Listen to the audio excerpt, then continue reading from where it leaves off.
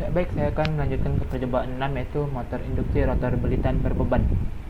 Oke, selanjutnya kita akan masuk untuk membuat ini ya, rangkaiannya. Nah, seperti biasa kita perlu masukkan komponen-komponen yang dibutuhkan, yaitu pertama ada power GUI yang paling pertama.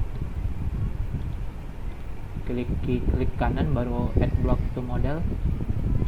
Kemudian kita masukin AC voltage sumber source, AC voltage source kalau bahasa Inggrisnya. Kemudian kita butuh masukin yang dasar, yaitu volt measurement. Kita butuh juga masukin current measurement, yaitu ampermeter untuk mengukur arus ya. Kita juga butuh power measurement, ini tidak measurement, power measurement. Nah, ini kita ambil yang satu pasang. Kemudian kita butuh display.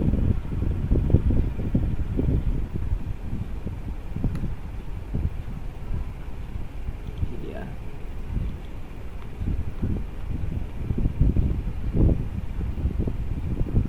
Kemudian kita komponen utamanya itu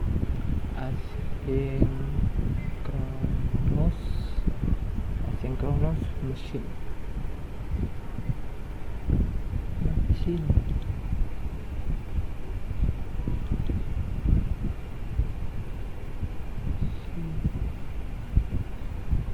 Asynchronous motor. Asynchronous motor.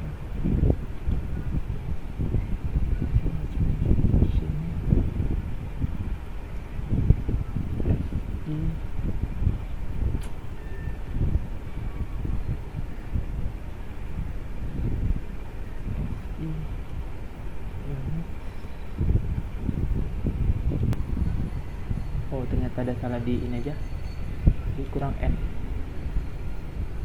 Nah, itu dia. Jadi kalau MATLAB ini kita harus lengkap-lengkap, kurang satu huruf maka dia nggak akan bisa mencari.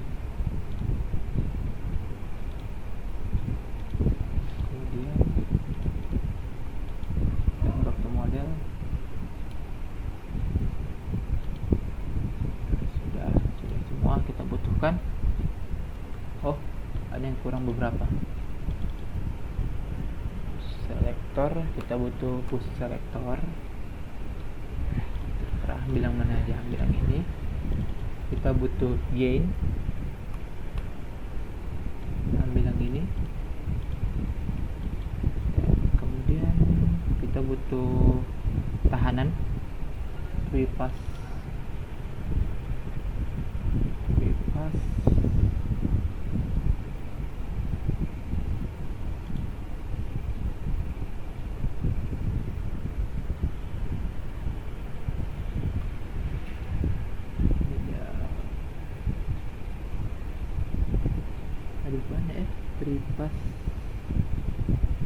Nyarinya kita cari yang ini, yang langsung spesifik aja. FLC brush lulu match. Maaf, ada kesalahan penulisan. Nah, ini dia yang kita butuhkan.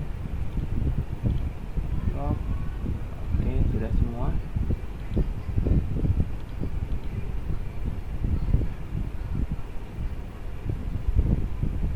Saatnya kita menyusun.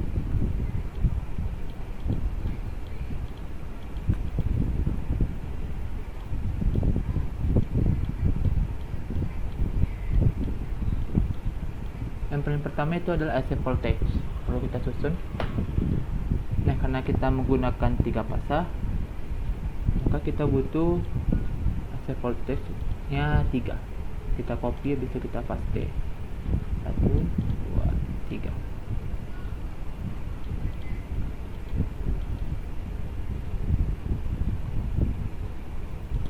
Nah, ini kita ganti aja namanya.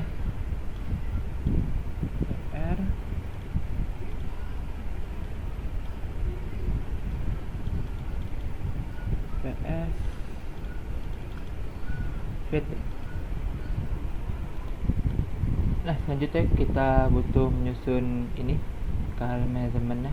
Kita butuh 3 juga, jadi caranya sama, tinggal kontrol copy dan kontrol V paste. 1 2 3. Ini bisa kita hubungkan.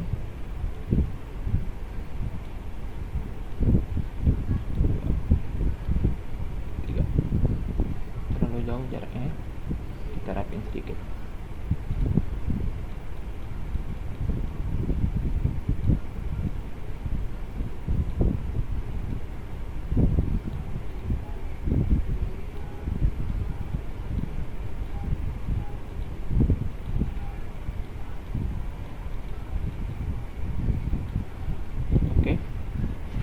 Selanjutnya kita susun,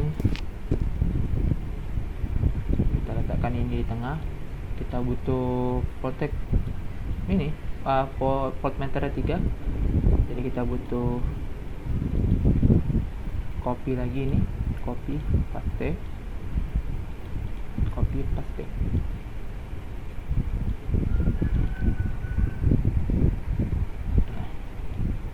Nah, harus kita lakukan adalah mengambil dari garis minus ini, kita hubungkan ke sini.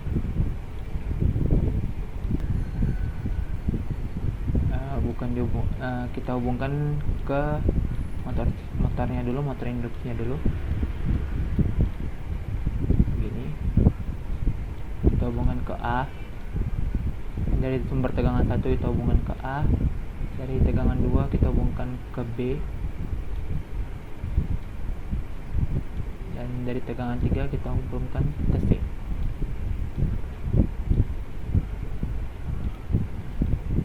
Ini perlu kita rapikan lagi biar enak dilihat. Bagus. Nah, kita rapikan sedikit.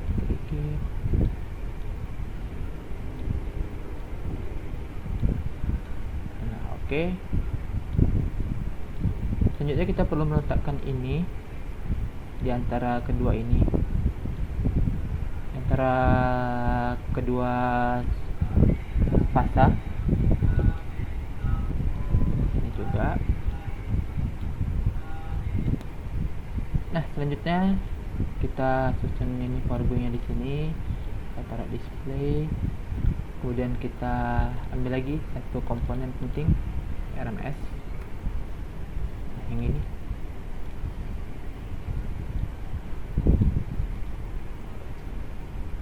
dia. Terus kita ambil konstan. Nah, ini dia.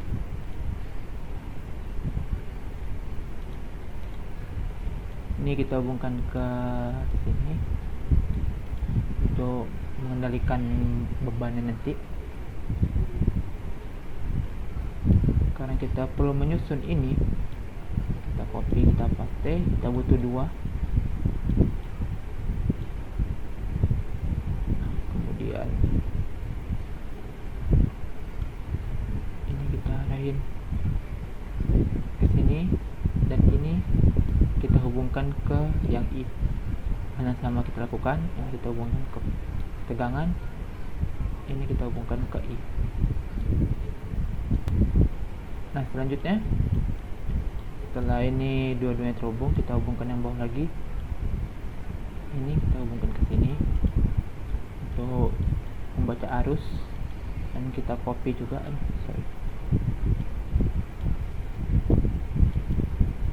Nah, ini kita copy juga, karena ini kita butuh untuk membaca tegangan dari sumber.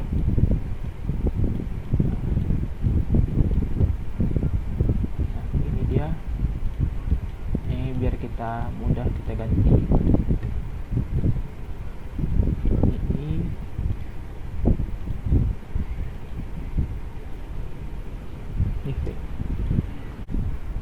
Nah, selanjutnya kita butuh display lagi untuk bagian power measurement. Kita copy aja, copy habis itu paste.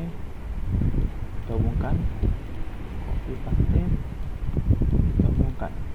Ini kita ubah jadi A, ini kita ubah jadi B. Oke, selanjutnya untuk rotor, untuk bilitan-bilitan pada rotor kita hubungkan ke tahanan eksternal. Kemudian outputnya kita hubungkan. Nah, selanjutnya untuk membaca nilai-nilai dari motor ini perlu kita hubungkan ke bus selector, kemudian ke gain.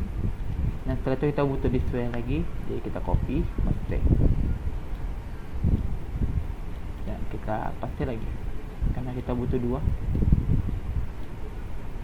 Nah, selanjutnya kita butuh satu komponen kurang untuk ground.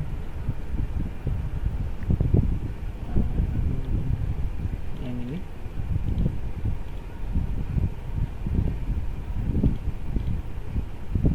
Oke, untuk dihubungkan ke sumber.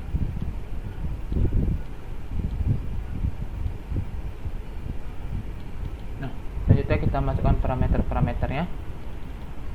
Kita butuh frekuensi 50 dengan pasanya 0, beda fasa untuk sumber pertama 0, beda fasa untuk sumber kedua 120, ini juga 50, dan sumber ketiga itu adalah minus 120, ini 50.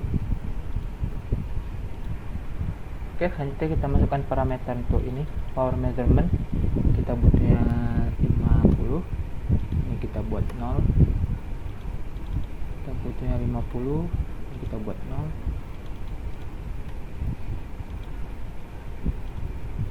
Ya, selanjutnya kita masukin nilai RMS, kita ubah 50, kita ubah 50.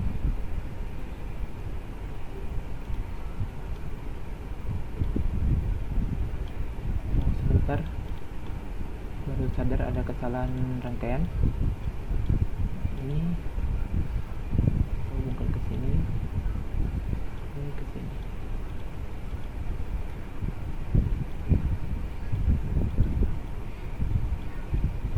Oke, paste lagi. Ini kemudian kita hapus.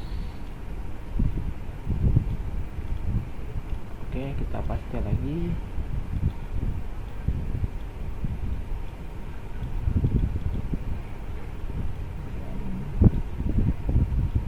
Kita hubungkan.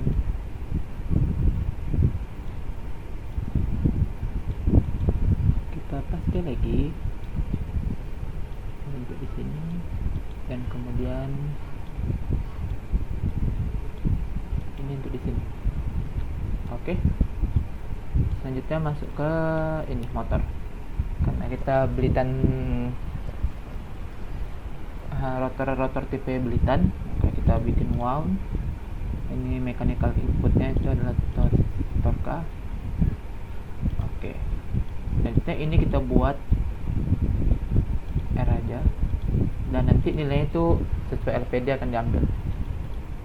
Nah, kemudian untuk output, karena kita mau menghitung berapa kecepatannya, maka kita butuh yang namanya rotor speed. Kita masukin sini, kita remove, dan juga kita butuh namanya torka yang dihasilkan atau electromagnetic torque. Jadi kita select sini. Oke. Dan jangan lupa untuk gain perlu kita masukkan untuk mengubah nilai dari radian per second menjadi RPM. Nah, gainnya adalah 60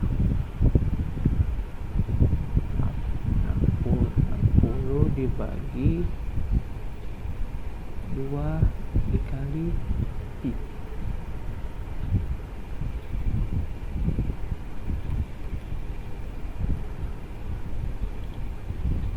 Ya, oke, sudah kita ganti. Ini kita ganti namanya jadi speed, dan ini T, dan ini adalah R eksternal. Jadi bisa kita ganti jadi R eksternal.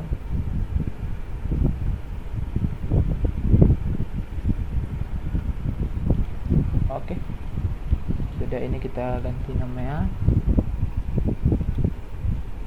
ya, ini kita ganti juga namanya jadi TL. Nah, jadi selesailah semua untuk rangkaiannya. Sekarang kita masuk untuk mencoba memasukkan data yang ada di LPD.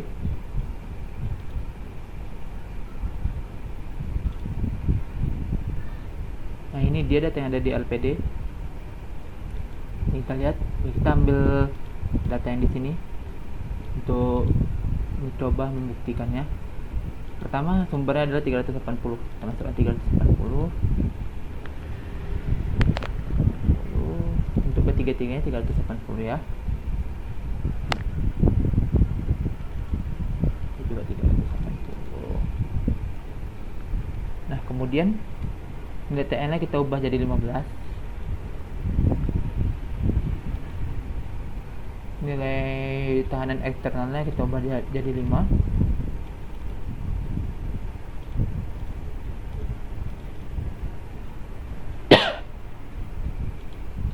Nah, sudah semua. Oke, semuanya sudah dihitung, sudah dipastikan benar. Ya, betul.